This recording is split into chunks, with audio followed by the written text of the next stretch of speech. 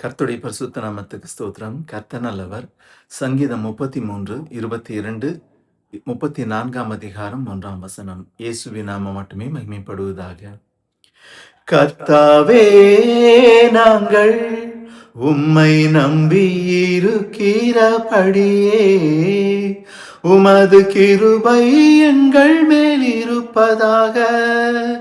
கர்த்தரை நானே காலத்திலும் ஸ்தோத்தரிப்பேன், அவர் துதி எப்போதும் என் வாயில் இருக்கும்.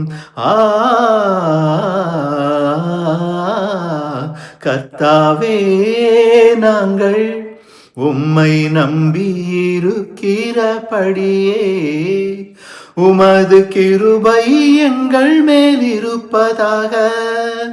கர்த்தரை நானே காலத்திலும் ஸ்தோத்தரிப்பேன்,